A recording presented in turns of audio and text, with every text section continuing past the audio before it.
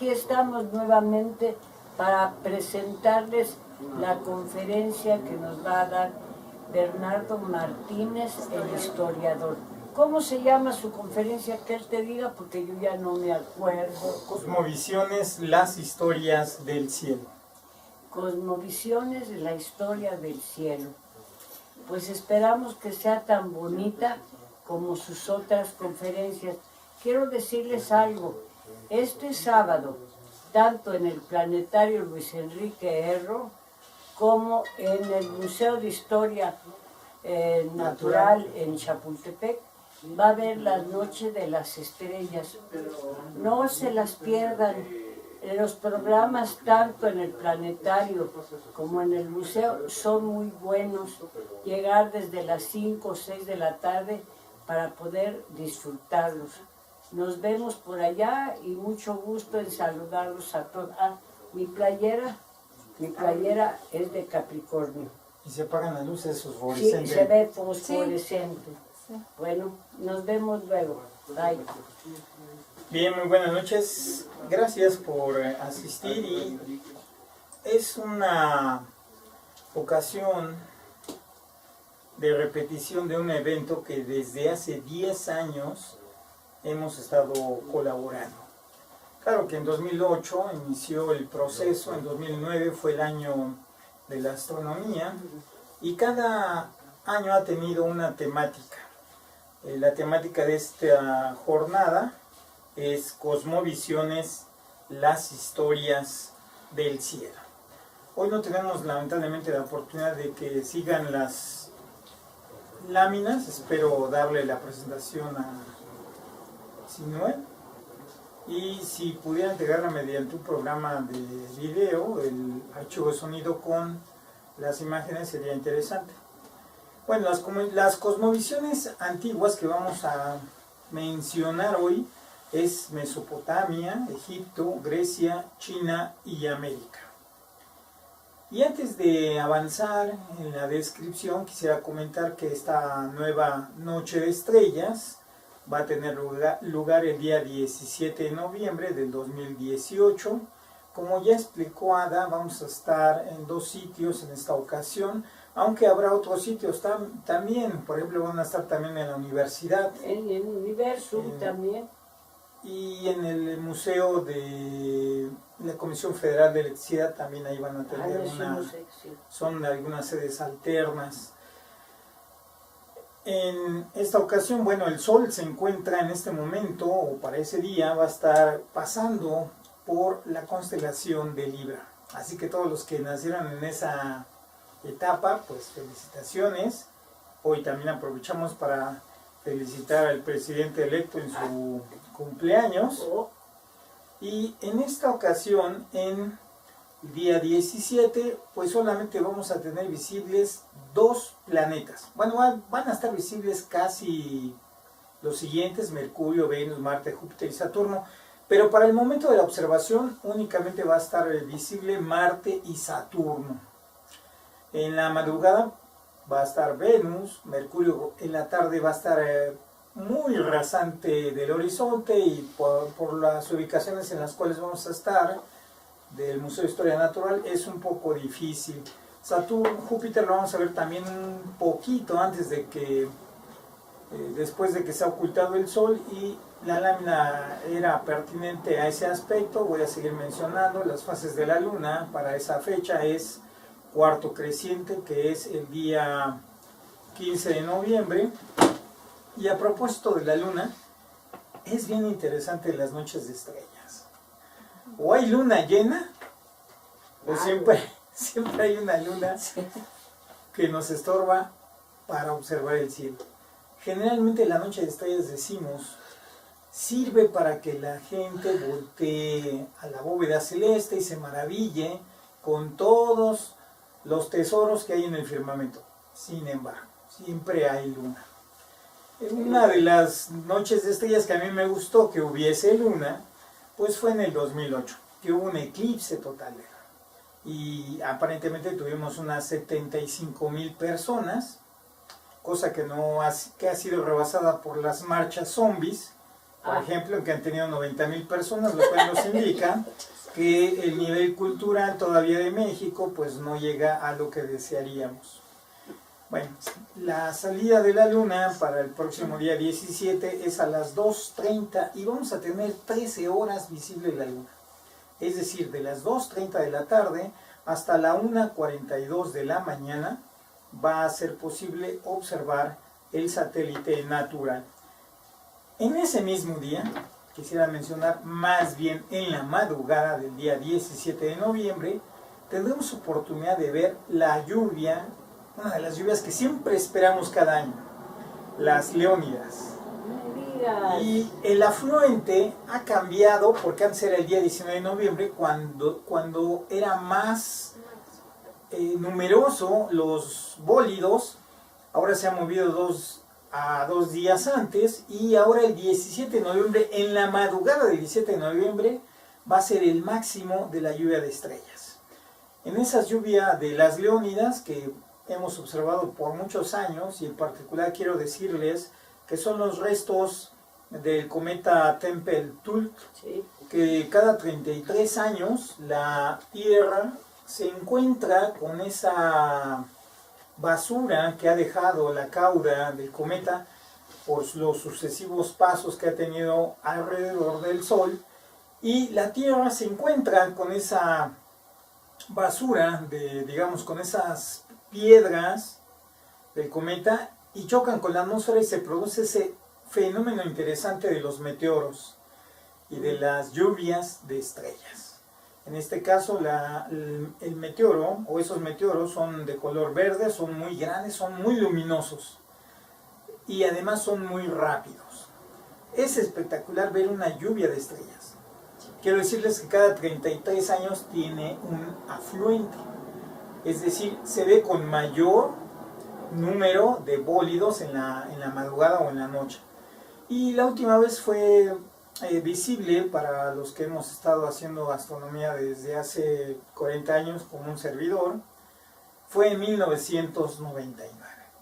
Pero curiosamente todavía el 2001 fue la mayor cantidad de meteoros que pudimos observar.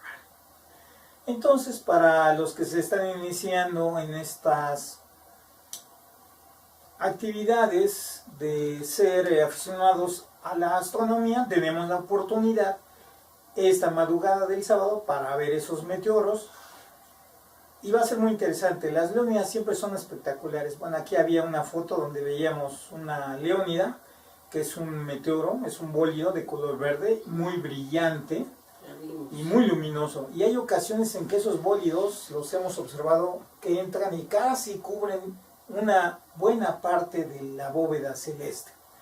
En esta ocasión vamos a tratar de estar al pendiente de esos meteoros y iba a mencionarles todos los objetos que se ven el día 17 de noviembre desde las 7 de la noche, que son algunos objetos NGC, algunos objetos Messier, M52, M33, M101, que son las galaxias más conocidas, M76, que también es una galaxia muy interesante, algunos otros cúmulos que aquí voy a dejar la presentación y pídanla por favor a Astronomía Educativa para que sea posible que se las hagan transmitir a sus correos electrónicos. Bernardo, ¿dónde vistes tú la lluvia de estrellas del que estás hablando? De las Leónidas.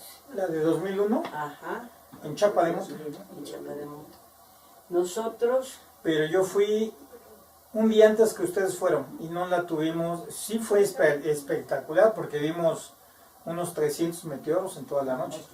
Pero cuando llegaron ustedes al día siguiente, a ustedes sí les tocó un afluente pero máximo. Para el mes que viene yo voy a presentar precisamente ese paseo que hicimos a la zona del silencio, en donde durante 1 hora vimos entre 3 y 5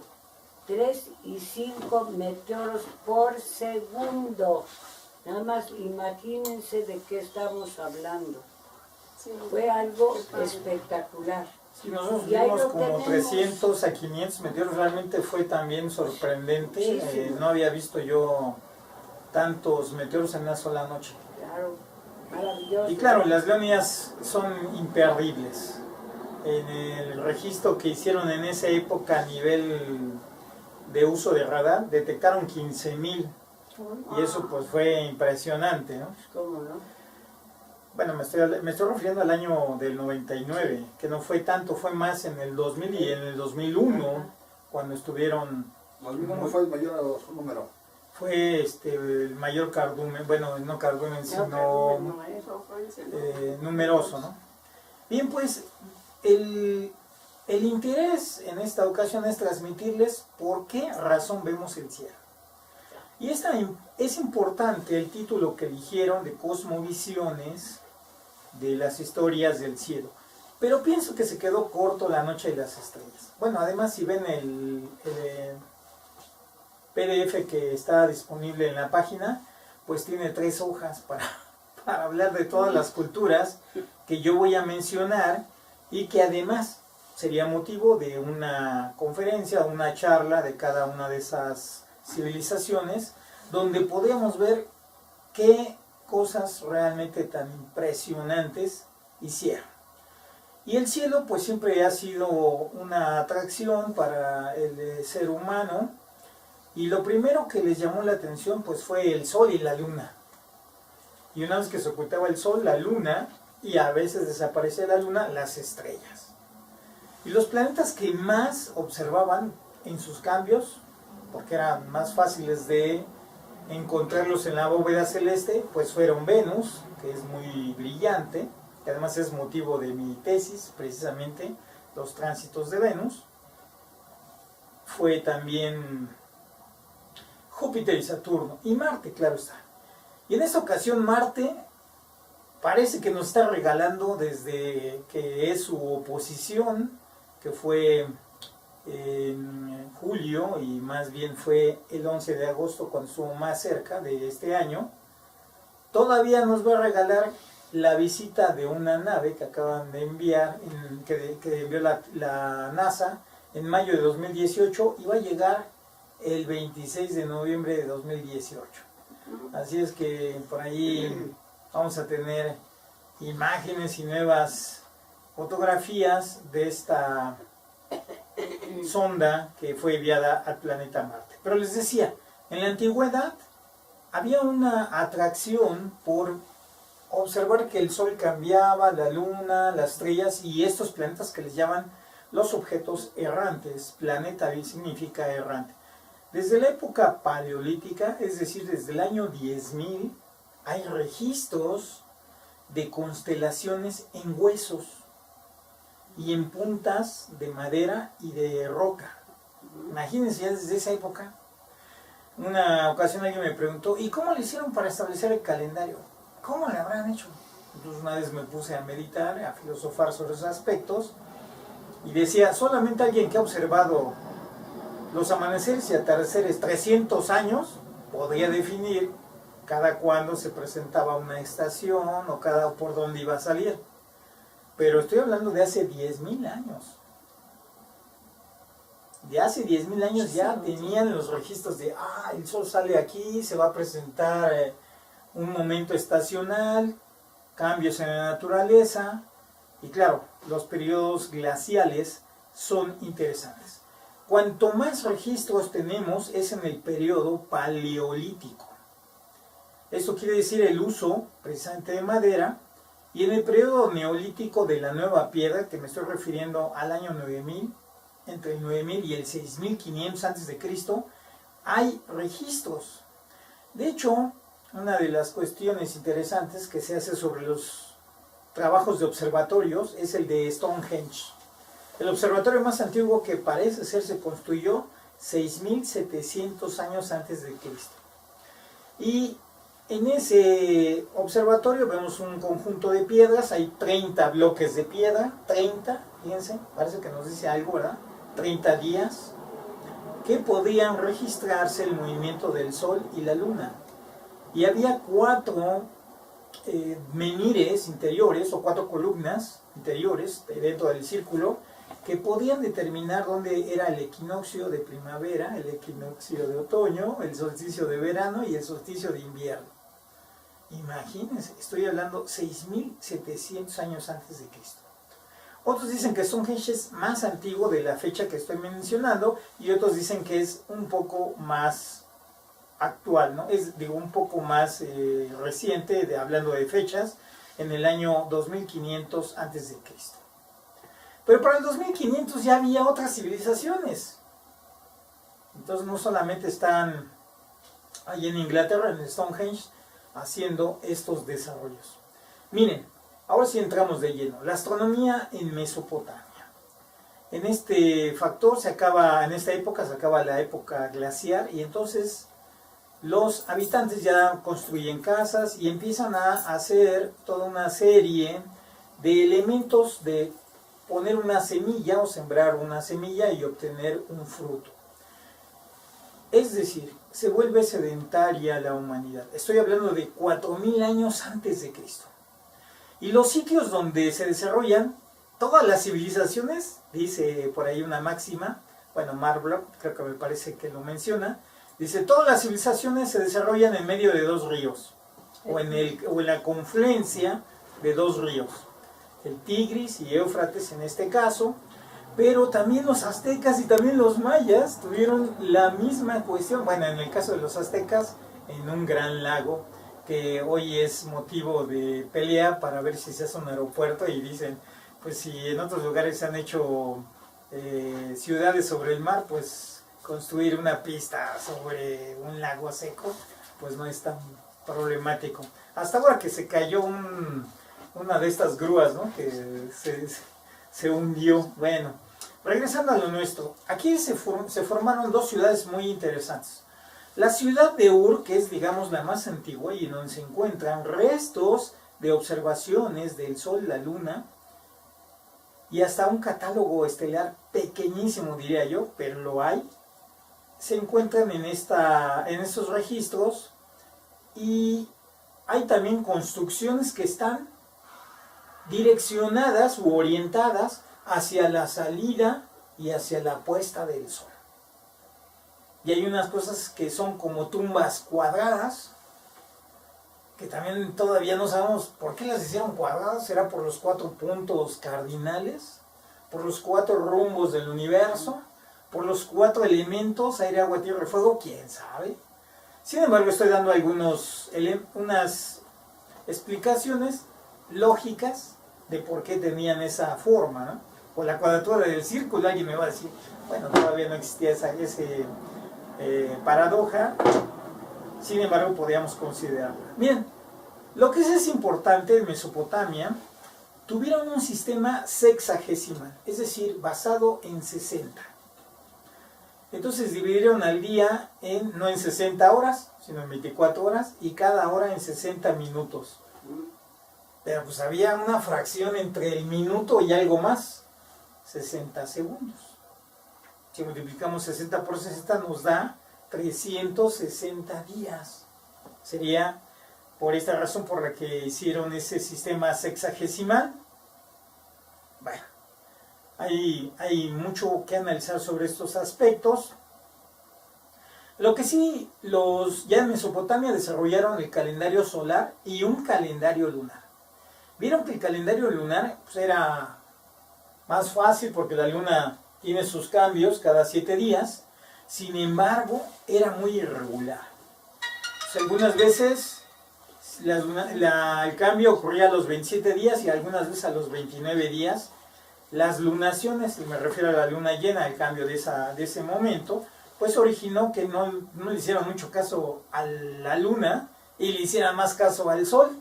Y entonces la mayor parte de todas las civilizaciones antiguas, africanas, mayas, incas, construyeron templos para venerar al sol y templos para venerar a la luna. Y tal vez la coincidencia de los aspectos fisiológicos femeninos con los cambios de la luna haya sido una cuestión ritualística para crear rituales, para crear ceremonias.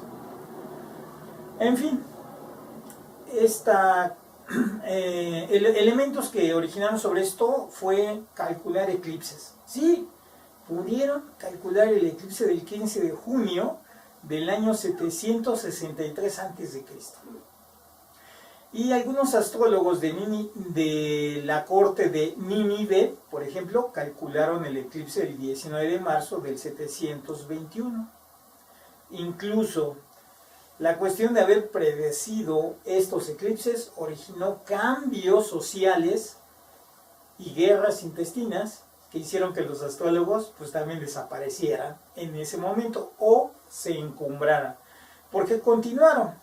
Tan es así que un astrólogo o astrónomo de aquel entonces, que se llamaba Quidenas, fue uno de los mejores. Fue tan estudioso de los fenómenos celestes que calculó un elemento que hoy conocemos como la precesión de los equinoccios. ¿A quién diablos se le iba a ocurrir que iban a pasar 2123 años o 26 años, no recuerdo ahorita muy bien el dato, pero más de 2000 años, para que la estrella polar se modificara, para que cambiara el eje terrestre, indicando otra estrella polar, y que además se moviera del Sol, es decir, donde ocurre el equinoccio de primavera, pasara a otro elemento. Eso le llamamos nosotros la precesión de los equinoccios. Pero estamos hablando del año 340 a.C. Y estamos en Mesopotamia. Otro gran científico o estudioso del cosmos se llamó Beroso, al cual se le atribuye también los primeros mapas antiguos. Beroso, digamos que estaba haciendo los estudios para que el Estado se aprovechara de eso. ¿Qué quería decir? Pues que el Estado ahora podía decir cuándo iba a ser la mejor época de siembra, gracias a que se podían hacer los estudios de una correlación de los ciclos agrícolas con los movimientos del Sol y de la Luna. Estamos hablando de 270 a.C. Beroso también calculó que entre una lunación y otra había una variación. Él la calculó en 29 días con una fracción que era 530.641 partes de un día. Bueno, si nosotros hacemos una comparación con el valor actual de cuánto dura un ciclo lunar, es de 29.530.589 fracción de días o de día. La fracción estaba muy cercana. Recuerden que Beroso obtuvo algo así como 530.594 y el valor actual es 530.589 en la fracción. O sea que casi no falló, ¿verdad? Y todavía no existían las computadoras. No, imagínate. Bueno, lo que sí, por eso decía que hay algo bien interesante. En Mesopotamia, que bueno que lo menciona, una de las cosas que empleaban como una especie de ábaco eran unos conitos, y los conitos servían para cobrar los impuestos. Entonces un conito podía valer 1 o 1 millón. Y entonces ya podía decir, ese produjo 1 millón de granos, pues le vamos a cobrar 2 conitos, ¿eh? Casi como lo que cobran ahora los bancos, el interés o el impuesto correspondiente, pues podían enumerar todo. Tan es así que había un elemento que era el millón, que ¿quién iba a calcular 1 millón? Pues no calculaban 1 millón de granos, sino de esclavos. Y 1 millón se representaba como una carita, una mano, unas manos más o menos así, y la persona hincada. Imagínense, eso era 1 millón. Estamos hablando de la época de Mesopotámica. ¿Para qué querían 1 millón de esclavos? Bueno, recordemos todo lo que en ese momento daban como un imperio. Y aquí teníamos una gráfica donde se mostraban las constelaciones. Desde esta época ya estaban las constelaciones zodiacales, es decir, Las divisiones que hoy conocemos como Aries, Tauro, Cáncer, ya existían desde este momento y se conocía como el zodiaco, el camino de los animales. Me gustaría en una ocasión dar esta conferencia más en específico donde veamos las constelaciones y veamos las historias. Aquí les voy a dar unas historias del cielo. Miren, aquí en la gráfica se mostraba un hombre escorpión. El hombre escorpión tiene un arco y una flecha. Algo así nos recuerda a ¿qué? Escorpión y Sagitario, muy bien. Y aquí nos habla también de toro y curiosamente está Orión, está una persona con un mazo, hay un perro ahí a un lado y está delante una como fiera, que en este caso parece una esfinge. Y nos dice también aquí en esta presentación que les traje mini mini, dice, las Pléyades se llamaban entonces la cerda. La cerda, pero no se refería a... No se refería al animal femenino del cerdo, sino a la cerda de los cepillos. Es decir, sí se ve así como el conjunto de estrellas que parece un racimo de uvas, le llamaron posteriormente, o las 7 cabrillas. Y la situaban por encima del toro. El toro era conocido casi por todas las constelaciones. Hay constelaciones que son muy perceptibles, y tal vez porque son importantes. Las Pléyades lo conocían los aztecas, los incas y los mayas. Y las Pléyades para los griegos representaban el momento de pleión, de lluvias, de términos de aguas. Pléyade, pleión, y precisamente las pleyones son las lloronas en los entierros antiguos. Todavía en el siglo XIX había pleyones. Es más, si van ustedes al Panteón de San Fernando, la tumba del general Gual, que además no era de aquí, por cierto, era cubano me parece, se enfermó del estómago y se murió. Pues ahí están unas pleyones, ¿eh? Están ahí 2 pleyones con una jarra donde se recogían ahí lo que lloraban, las lágrimas. Bueno, pero continuando. Pero mi cuñado murió hace 10 años, acá por Valle de Bravo, y contrataron a una señora que estuvo llorando toda la noche. Y yo le pregunté, ¿por qué llora la señora? Yo le pregunté a mi hermana, dice, porque le pagamos. Ah, caray. O sea, lloran porque les pagan. Bueno, ya en el próximo periodo sexenal vamos a hacer igual, ¿no? No nos van a pagar, sino vamos a pagar por eso, ¿verdad? Continuando. A nivel global. Orión se conocía como el fiel pastor de Anu. Este pastor ayudaba a 2 dioses, al dios Papsukal y la diosa Ninsubur. Y estaba relacionado además Orión, fíjense, con Istar, que es otra deidad, que era el planeta Venus, por el brillo de las estrellas. ¿Ustedes han visto la estrella Betelgeuse? Sí. Es brillantísima y se parece mucho, bueno, no se parece mucho a Venus. Venus es más brillante, claro está. Perseo era conocido como el anciano. Pero quiero comentarles que este anciano va con un báculo en el cielo y en la otra mano tiene la cabeza de alguien. Nosotros sabemos que es actualmente, por los mitos grecolatinos, sabemos que es Medusa. Auriga se conocía como la cimitarra o el callado. En fin, está el mapa aquí muy interesante, ojalá les decía podamos dar una plática sobre esto. No he acabado la astronomía mesopotámica, todavía falta. Ya decíamos que Quirinas habló de la precesión de los equinoccios y por último ya nada más es mencionar que ellos ya utilizaban el periodo de la revolución sinódica. ¿Qué quiere decir esto? Que los planetas tienen cambios debido a su excentricidad, es decir, algunos son muy circulares en sus órbitas, bueno, solamente uno, Mercurio, y todos los demás como que se van saliendo de ese rango, pues ya lo conocían desde ese momento, y establecieron un valor aquí que es de 1/10 milésima. Imagínense, estamos hablando de la época mesopotámica, esto es del siglo II antes de Cristo. Su calendario lunar se componía de 12 meses de 30 días cada mes.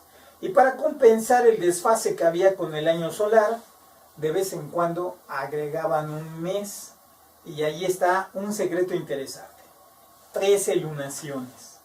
Los aztecas marcan 13 lunaciones. Los aztecas marcan 13 meses de 20 días. Digo, los mayas y los mayas. Y curiosamente hay unos rituales femeninos que tienen que ver con las 13 lunas. Y cada luna está relacionada con un elemento de sangre o de nacimiento o de cambio de coloración en la luna. Esto lo manejaban los celtas.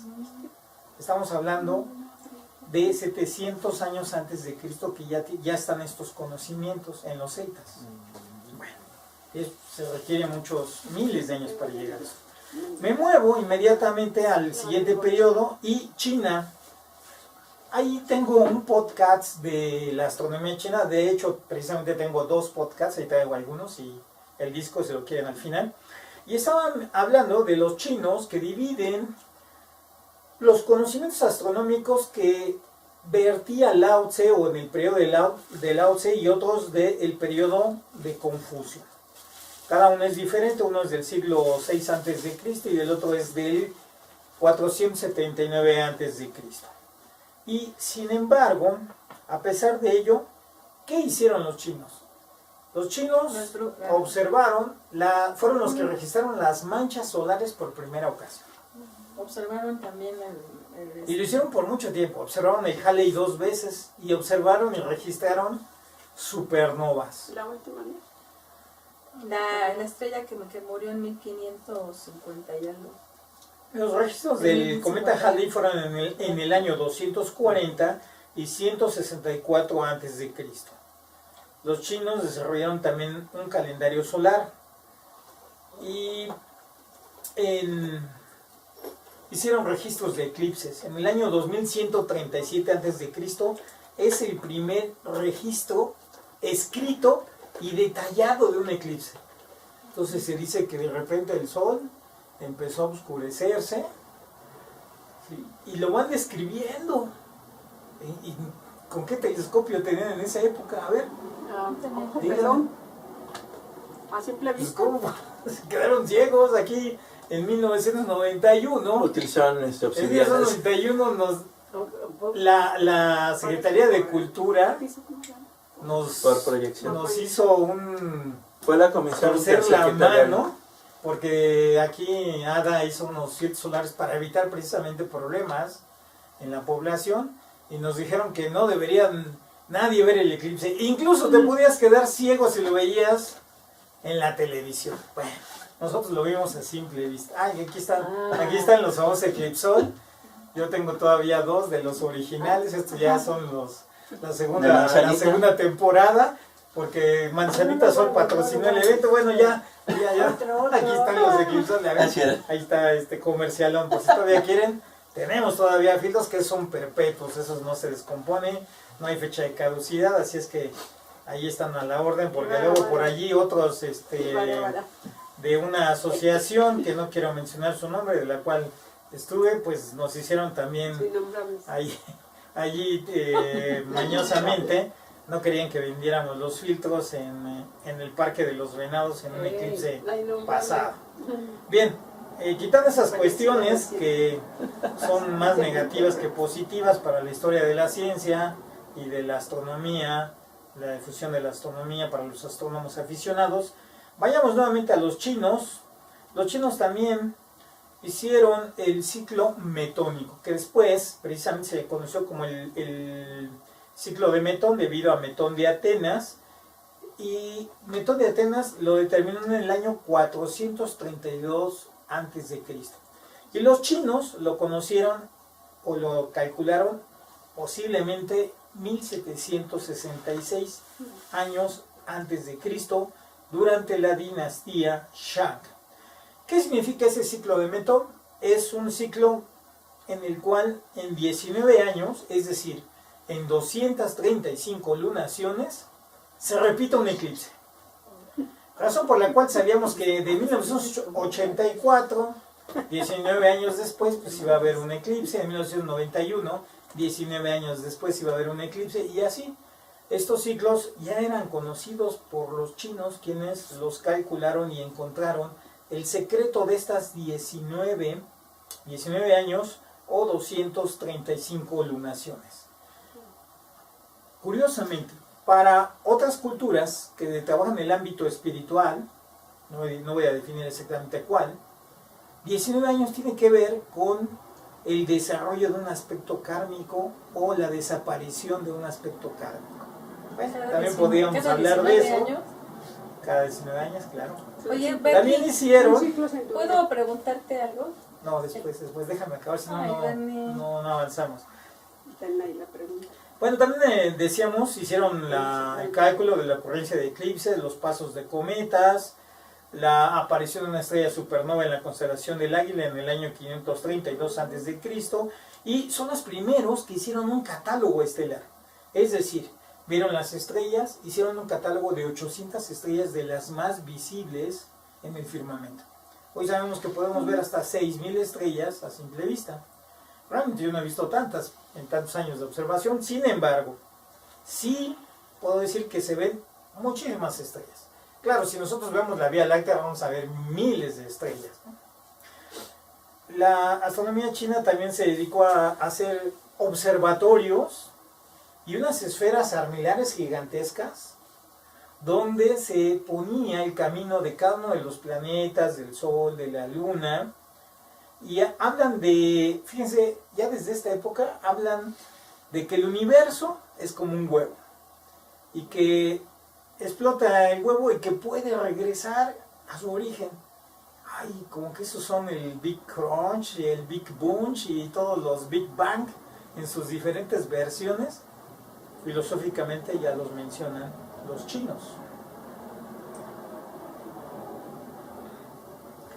Bueno, siguen haciendo en el año 165 registros de las manchas solares, las cuales dicen que son bandadas de grullas que cruzan enfrente del Sol, pero que van muy lento. Porque uno dice, bueno, si vieron las manchas solares, me tocó ver en 1992 una mancha solar a simple vista en el atardecer. Claro que había unas nubes, entonces no estaría diciendo Pero ¿cómo lo no te mismo quedaste seguramente. ciego? Por las nubes. Ah, por la Y ellos observaban a través de los reflejos del agua. Entonces, por eso es que conocemos esta versión. Y claro, lo que sí puedo mencionar es que la mancha solar no se queda allí estática, sino que cambia en un periodo de una semana o de 15 días. Eso es lo interesante, cómo vieron que eran bandadas de grullas y andaban pero muy lentas las bandadas de grullas, ¿no? Uh-huh. Bueno, también se les ocurrió, o más bien uno de los desarrollos es la brújula. ¿Sí? Hoy en día el uso, quien no tenga una brújula se pierde en el campo, ¿verdad? Bueno, de los famosos estos niños scouts. Un registro de una supernova en la constelación de Centauro la hicieron en el año 184 después de Cristo. Luego también ya en el periodo 336, pero después de Cristo, los astrónomos Hu y Xi habían determinado la precesión de los equinoccios y decían que había un cambio del Sol cada 50 años, 1 grado cada 50 años. Bueno, y sabemos que es 1 grado cada 72 años, pero en esa época... Y mencionar la precesión, ¿no? Simplemente. No lo mencionaban con precesión, pero era el mismo efecto retrógrado que tiene el Sol en la bóveda celeste, ¿no? Y luego también hablan de la cola del dragón, que esto es conocida como la constelación de Escorpión. Todas las culturas mencionan al escorpión. ¿Sí? ¿Acaso existe este animalito en todo el mundo? Sí. Y existe en el cielo. Bueno, podemos hablar de más cuestiones. La otra supernova en la constelación del Lobo, la explosión de la nebulosa del Cangrejo, sí, que todavía la seguimos viendo. Pero imagínense, en esa época explota la estrella y era visible aún en el día la nebulosa, bueno, la explosión, que hoy pues ya la vemos con telescopio, que sí es muy grande, pero solo se puede ver con un telescopio en nuestros días. Y tenían 28 constelaciones. En esas 28 constelaciones era por donde circulaba la luna. 28 constelaciones, 28 días. ¿Sí? En realidad, estas 28 constelaciones tenían entonces 284 casitas o ubicaciones con las cuales podían seguirlas de manera muy precisa. Y bueno, aquí está una gráfica donde nos muestra los 4 rumbos del universo que están determinados por los animales sagrados, que para los chinos son muy importantes. Es el tigre, la tortuga, el dragón y la garza o la grulla. Y en esas 4 regiones están inmersas todas las constelaciones. Las constelaciones, les decía, se conocen como mansiones. El Shiva Hugh, y hay un mapita aquí que les puse en la presentación. Ojalá les puedan añadir la presentación. Pasamos ahora a otro universo, a otra forma de cosmovisión, la cosmovisión de la civilización india. Los hindúes hablaban de que nosotros estamos en un sueño de Brahma. Ay, pues que ya despierte, ¿no? Porque ya está durmiéndose también. De ilusión. Y bueno, este sueño dura 4.320 años terrestres. Este sueño estaba guardado por Shiva, quien hacía una danza cósmica, moviendo las estrellas y todo lo que había en la bóveda celeste. Y cuando Brahma despierte, dice, el universo terminará, no, pues mejor que se quede ahí, ¿verdad? En la cultura de la Edad del Bronce se hablaba en la parte de la India 3000 años antes de Cristo con estas historias del cielo, y esta se continuó 2000 años antes, donde ya surge la escritura pictográfica, el sánscrito, y en ella se asientan las tradiciones a través de libros como los Vedas. Hiparco y Ptolomeo los leyeron. Y 2 de los grandes astrónomos, a ver si no me falla la pronunciación, es Brahmihira, 505 después de Cristo, y Brahmagupta, de 628 después de Cristo. Ellos ya tenían un observatorio astronómico y construyeron ese observatorio, y a la par hicieron todo un compendio de la astronomía hindú en los Siddhantas, los cuales casi nadie los conoce, pero ahí están las historias de quiénes formaron a los hombres, quiénes son los dioses, cómo se originó el sol, la luna, cómo se hizo perpetua la luna cuando tomó Soma, el elixir de la inmortalidad. Lo tomó la esposa de uno de los que vivían en la tierra, y por curiosidad dice, ay, ¿qué es esta capsulita? Se la echa y se vuelve inmortal, y antes de que se la trague le cortan la cabeza, y por eso aparece en las lunaciones o en las fases lunares.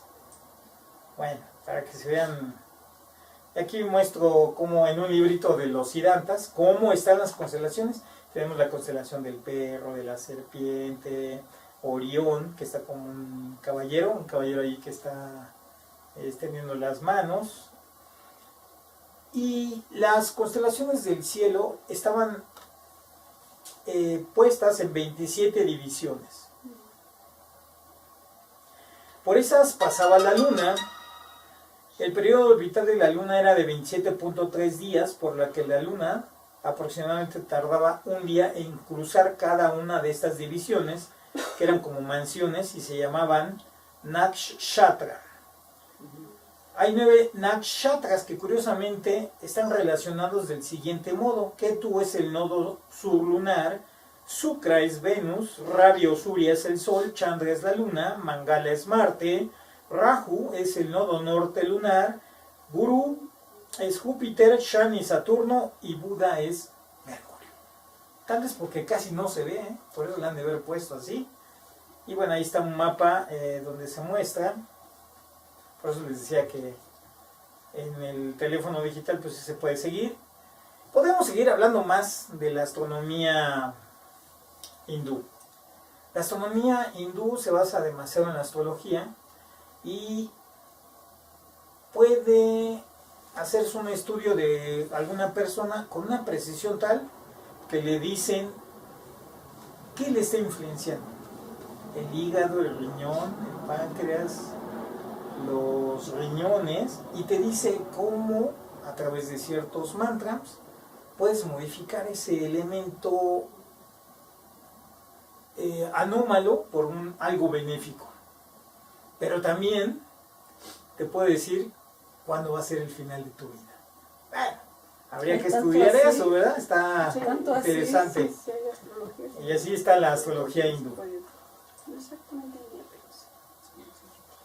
Pero ¿qué les parece si nos saltamos de la parte hindú y ahora lleguemos a Egipto? Y Egipto, no hombre, nos pasaríamos muchísimo tiempo. Esto que estoy mencionando es un resumen que sería, ya les decía, importante analizar en una conferencia con las relativas láminas. Y bueno, el más importante de todos los dioses es el dios Sol, el Amon-Ra, que era uno de los más importantes. Y así como hay un dios de la vida, hay un dios de la muerte, hay un dios del agua, un dios del viento, un dios de la tierra. Los tres dioses más importantes pues son Osiris, Isis y Horus. Y Osiris es un dios que lo ponen como un fantasma. Recordemos que es desmembrado, tiran sus restos al río Nilo, y ahí va Isis recogiendo, ¿verdad? Y juntando las partes con cola loca, ¿no es cierto? Y bueno, aparece muy interesante este dios que está como transparente en los jeroglíficos de los egipcios. Bueno, también sus construcciones están orientadas a varias estrellas.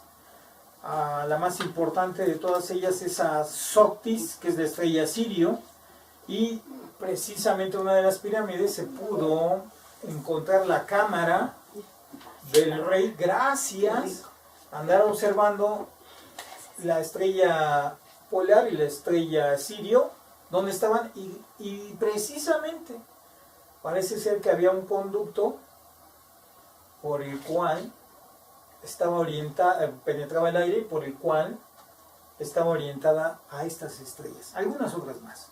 Las tres pirámides, Keops, Miserinos y Kefren, se dice también que es el cinturón de Orión. Y qué interesante, porque cuando les muestre, cuando lleguemos a la parte de los mayas, cómo está Orión, hay un glifo de Orión, y un glifo que está en las construcciones de los mayas.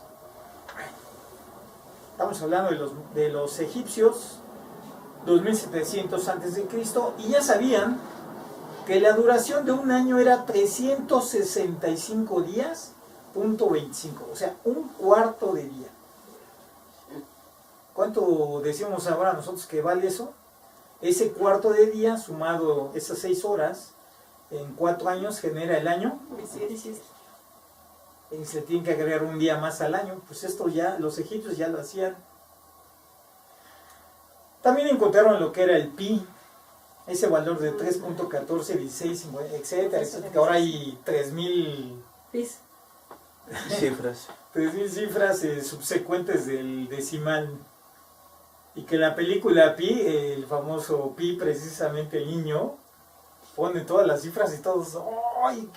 Se maravilla, ¿no? De que pone ahí todos los numeritos.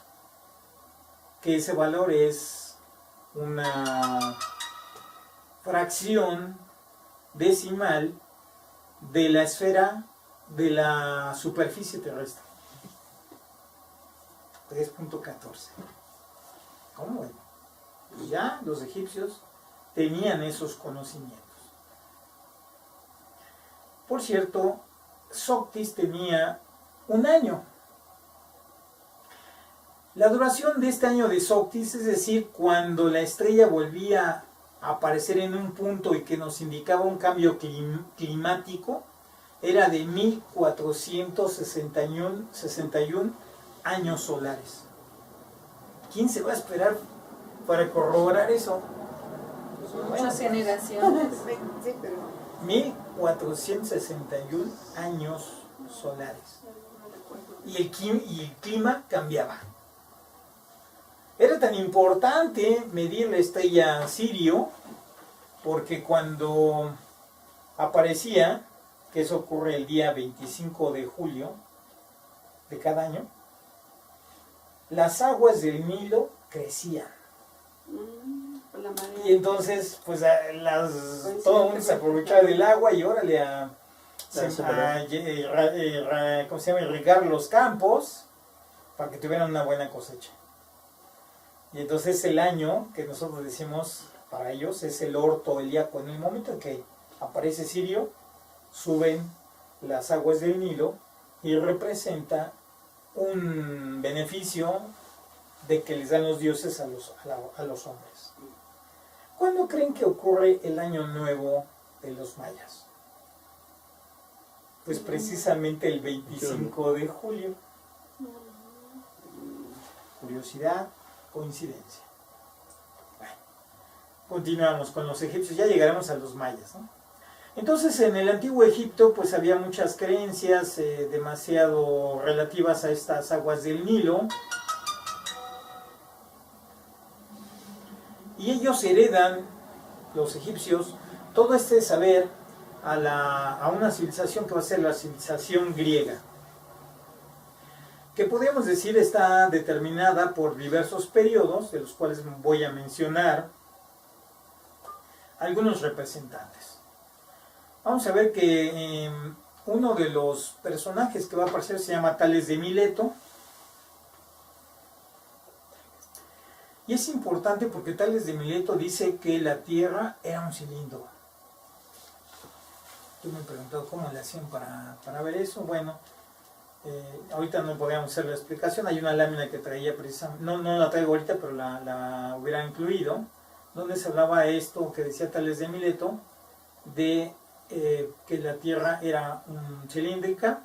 Lo que sí, a pesar de todo eso, fue el primero que calculó que iba a ocurrir un eclipse el día 28 de mayo del año 585 antes de Cristo, y esa ocurrencia del eclipse frenó la batalla entre los lidios y los medos. Y entonces todo el mundo pues volteó a ver el cielo, vieron que se estaba ocultando el sol, y dijeron, esto es un castigo de los dioses, hay que pacificar.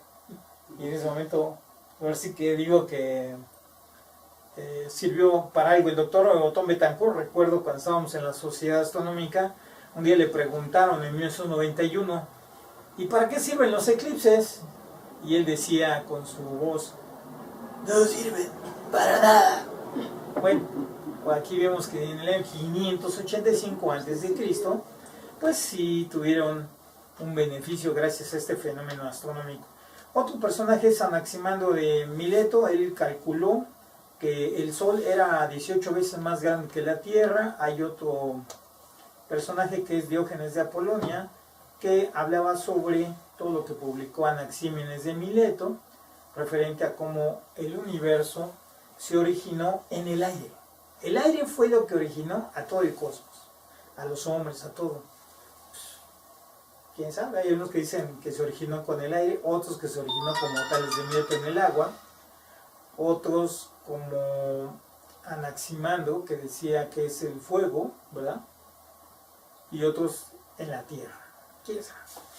Pitágoras de Samos viene posteriormente y él hace toda una serie de figuras geométricas y establece que todo está relacionado con los números, tanto que las figuras geométricas, el 1 está formado por unos ángulos, y el 2 y el 3 ángulos, el 4, el 5 por 5 ángulos, el 6, cuando escribimos el 6, por 6 ángulos, y el 7, y así sucesivamente. Está interesante, y hizo su cara de, a ver, demuéstrelo. Voy a traer la lámina para una segunda plática si hay oportunidad. Otro personaje de la astronomía helénica de los griegos es Heráclito de Éfeso. Y Heráclito decía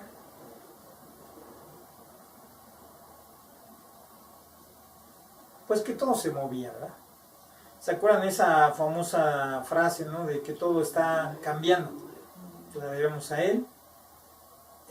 Otros dos personajes, no, uno de ellos se llama Iseto y otro Ecfanto de Siracusa, supusieron que la Tierra era el centro del universo y que ésta le daba una vuelta alrededor.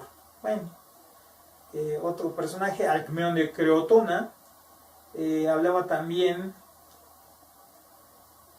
que el universo, este personaje, Alcmeón de Creotona, refiere a algo que va a ser el antropocentrismo. O sea, el universo tiene que haber originado al hombre. Y que el hombre es producto de haber creado el universo. Bueno, ahí veremos esas cosas interesantes, filosóficamente hablando. Anaxágoras fue el primero en sugerir que la luna brillaba por el reflejo de la luz del sol y que en los eclipses de sol era la sombra de la luna la que caía sobre la tierra. Por andar declarando estas cosas fue procesado. Pero afortunadamente en esa época estaba Pericles, que era un buen gobernante, y le ayudó a que no pasara por la pena máxima. Ya para seguir más adelante hay otros, Demócrito de Abdera, que hablaba de los átomos, también de que los ciclos galácticos eran numerosas estrellas. Platón de Atenas, relacionó todo con los dioses. Eudoxio de Nido, pues él decía que la Tierra precisamente también estaba en el centro del universo y que todos los demás cuerpos, todos los demás planetas, se movían en esferas alrededor del centro del universo de la Tierra y eran 27 esferas. Heráclides de Ponto supuso que el universo era infinito y que cada estrella era un mundo en sí mismo. Y Aristóteles, bueno, a él le debemos casi 400 o 1000 años de oscurantismo, dicen. Él fue el que dijo que la Tierra ocupaba el centro y que todo se movía alrededor de la Tierra y dividió cada uno de los planetas en una esfera por la cual le daban la vuelta. Y así existió mucho tiempo esta teoría que se llamó la teoría del sistema geocéntrico. Aristarco de Samos, bueno, este personaje hablaba ya lo contrario de un sistema heliocéntrico. Y bueno, hay otros más, Arquímedes de Siracusa, que él hablaba de que este personaje, Arquímedes de Siracusa, construyó un planetario en el año 287 a 212, que es en el periodo que vivió. Construyó en Alejandría un planetario que mostraba con gran precisión los movimientos de los principales cuerpos en el cielo y reproducía los eclipses. No sé, para los que seguramente han estado en esta cuestión de la astronomía, en Toluca hicieron algo por el estilo. Pusieron al Sol en una parte, luego a Mercurio a cierta distancia, y luego Plutón andaba por allá afuera, por ¿cómo se llama la población esta? Ahí se me fue ahorita, cercana a Toluca, ¿no? Por ahí. Metepec, ahí estaba Plutón. Bueno, hay quienes hacen cosas locas y este es uno de ellos. Eratóstenes de Cirene, ya para acabar, pues él fue el famoso gran bibliotecario. A él le tocó medir el tamaño de la Tierra y casi no se equivocó. Él dijo que la Tierra tenía una superficie de 40.000 kilómetros. ¿Saben por cuánto le falló? No. 75. Por 75 kilómetros. Como nada. Sin computadoras, sin nada. Hiparco de Nicea, bueno, descubre la presión de los equinoccios, apoyándose en todo lo anterior, en Aristilo, en Timócares, en Quidenas. Y Sosígenes criticó las famosas esferas de Eudoxio y de Aristóteles. Y mencionó él que la luna cambiaba debido a su distancia. Este personaje, Sosígenes, 45 años antes de Cristo, fue uno de los astrónomos que estuvo en el periodo de Julio César y corrigió el calendario romano. Y gracias a él tenemos ahora un calendario que es muy preciso, más preciso que el gregoriano. Bueno, tiene una pequeña falla por ahí, que es cada 1000 años, creo, que es el calendario juliano. Imagínense, cada 3000 años tiene una falla. Bueno, no puede ser tan preciso, pero en esta época lo hizo él. Y así siguen otros astrónomos. Claudio Ptolomeo, que es el más importante, del cual voy a mencionar, que él resume muchos de los conocimientos que hay de los árabes y de los griegos. Escribe una obra que se llama El Almagesto en 13 volúmenes y hace un catálogo de 2000 estrellas. Hace un catálogo y enumera las primeras 48 constelaciones ya con los nombres mitológicos y con las divisiones que hoy conocemos. Sin embargo, hoy sabemos que hay 88 constelaciones. Bueno, a Claudio Ptolomeo le agradecemos esta herencia de haber recopilado, de haber rescatado toda esa información. Claudio Ptolomeo hizo predicciones de los movimientos planetarios hasta el año 2000. Cuando vivió Claudio Ptolomeo, del año 85 al 165 después de Cristo. Por ahí les pongo una gráfica y una parte del libro donde ahí tenemos también las constelaciones, la constelación de Orión, que es la del cazador, y la astronomía árabe. Nada más voy a mencionarla así rapidito, pero sí me gustaría que un día también habláramos de ello. Los omeyas eran las tribus árabes que trataban mucho los aspectos científicos en el mundo árabe. Los omeyas fundaron el primer observatorio astronómico en Damasco en el 700 después de Cristo. Hicieron las primeras obras que tradujeron de los griegos en el 773 después de Cristo, y uno de los astrónomos, un personaje más bien gobernante que hace las traducciones de estas obras de los hindús y de los griegos y de los siddhantas, se llama Al-Mansur.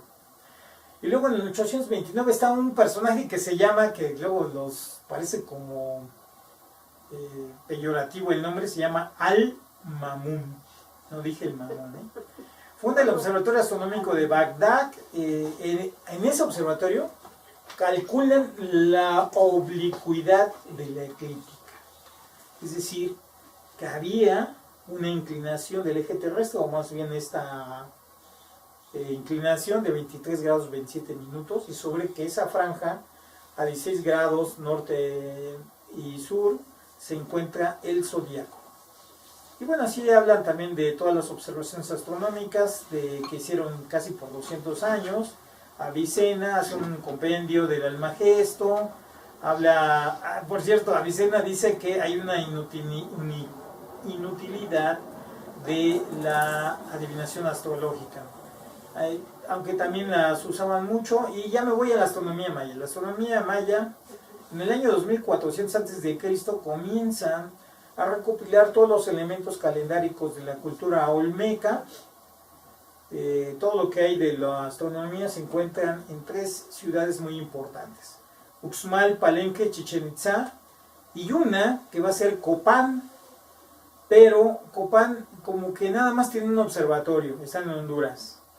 Pero sin embargo, en el año 2400, cuando los mayas recogen todo ese saber de los olmecas, de su calendario, este calendario ya manejaba el sol, la parte solar y lunar, crean el famoso, hoy conocido como observatorio, calculan los equinoccios y también hacen la construcción esta donde baja Kukulcán en el equinoccio vernal, que siempre es muy popularizado, conociendo el periodo sinódico de la luna, es decir, que duraba 29.5 días el ciclo lunar.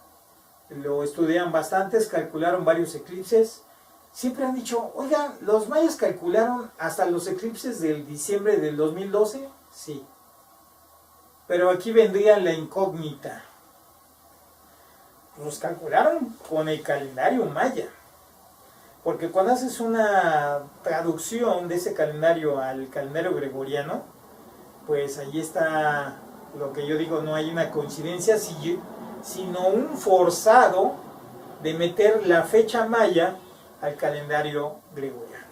Aunque a pesar de todo eso, las tablas del Códice Dresden nos refieren un promedio de 116 eclipses solares que iban a terminar precisamente en diciembre del año 2012. Bueno, es mi parecer. La cuestión es que los mayas le han metido muchas de las cosas que no tenían, otras sí las tenían. Por ejemplo, si tenían casi la duración del año, igual en 365 días y un cuarto. Las constelaciones, realmente uno podría decir, ¿hay divisiones en el cielo que tenían los mayas? Sí hay, pero se considera que son 9 divisiones. Y entre las constelaciones más importantes está la de Escorpión, está la de Zaino, que es el cerdo nocturno, la tortuga, el tiburón, el jaguar, la serpiente, y Zaino está comprendida por los gemelos y las Pléyades. Y bueno, aquí más o menos mencionaba una grafiquita ahí donde se ven el zodiaco o la sección donde se mueven los planetas en la parte de los mayas. Y lo que sí era interesante de los mayas eran, yo siempre les digo que son los señores del tiempo. ¿Para qué querían calcular o para qué querían saber qué iba a pasar en el futuro? Si iba a estar el Sol, la Luna, o dónde iba a estar Venus. Y sí es importante. Los ciclos agrícolas se miden por el movimiento del Sol y la Luna, y todas las culturas lo hacen, pero ellos tenían una atención especial en la observación de Venus. Venus en un ciclo de 8 años, es decir, 4 años y 4 años, lo observaban detenidamente. Y a los 4 años sembraban una serie de granos que modificaban en su aspecto de agricultura a los siguientes 4 años. Para que la tierra no se desgastaba, eso era lógico. Sin embargo, no sabemos qué pasó en el año 915. Allí hubo una sequía, enfermedades, guerras intestinas.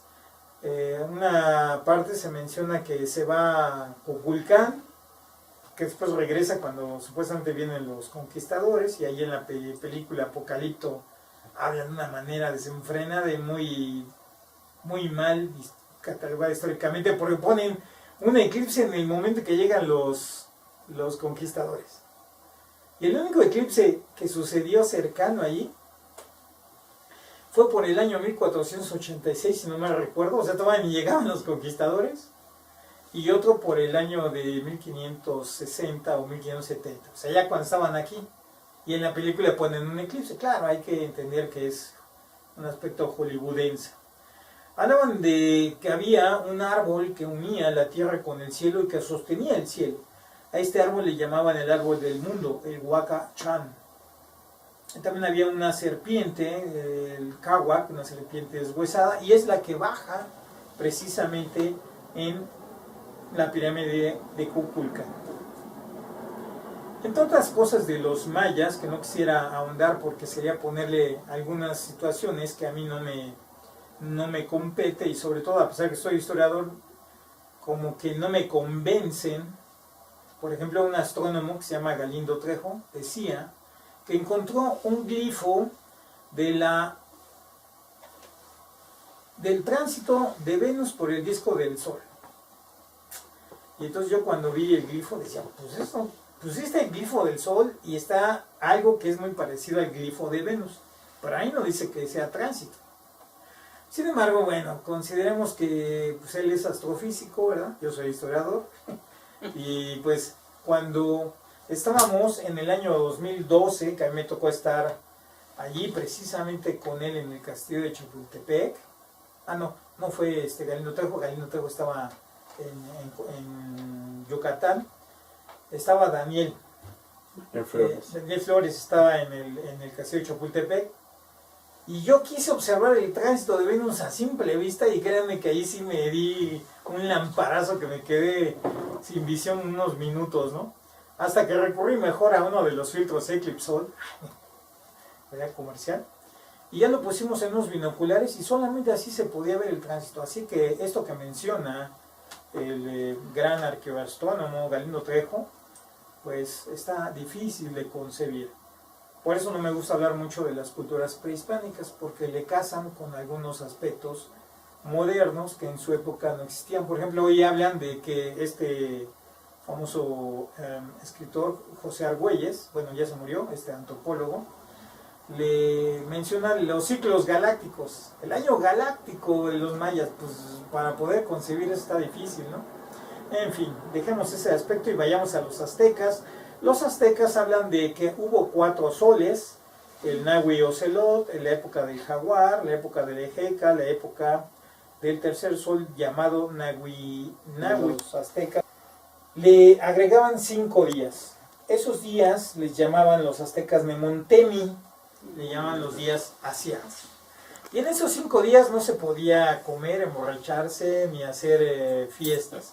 Era como ayunar, como romper también todas las enseres que se habían utilizado en el año.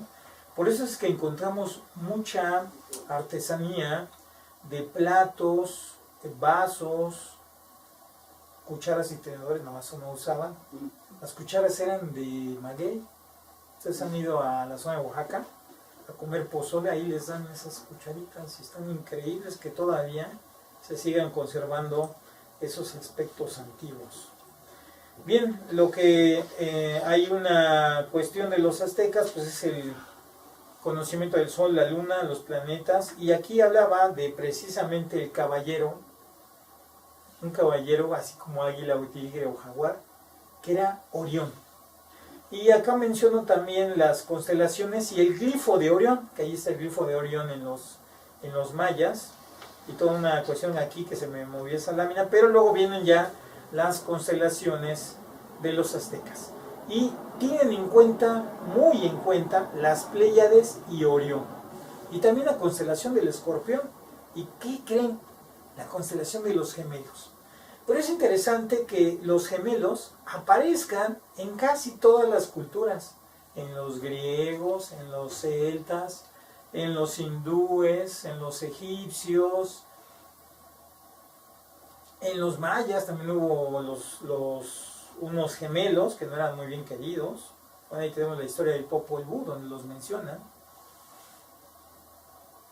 Ya se me olvidó ahorita, iba a decir los nombres, se me olvidó. Bueno, ya para culminar, llegamos a la astronomía inca, y allí la astronomía inca es del año aquí dice de finales del siglo XV, pero no, ya existían anteriormente. Y tienen 2 fechas que son muy importantes para ellos, que es el Inti Raymi y el Capac Raymi, que son los solsticios de verano, que es también el inicio del año en el Inti Raymi. Y un mes después, el 25 de julio, es el día de la Pachamama, Día de la Tierra. No les traje cómo es la división que tienen los incas, que sería muy bonito hablarla, de las constelaciones. En Machu Picchu y en otras construcciones que tienen allá también hacen registros de el sol. De hecho hay una puerta que se llama la puerta de Tiahuanaco, donde observas el solsticio de verano, si no me recuerdo.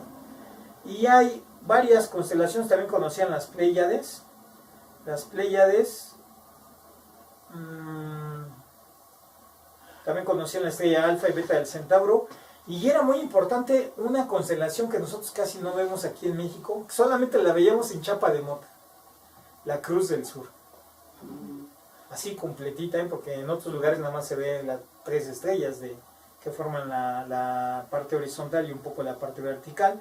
También tenían unas constelaciones que era la Perdiz, que le llamaban Yutu, la Serpiente, que le llamaban Machacuay, la constelación de la Llama, que era una constelación de un cuello muy largo de un animal, y que eran precisamente los 2 ojos de la llama, eran las estrellas Alfa y Beta del Centauro.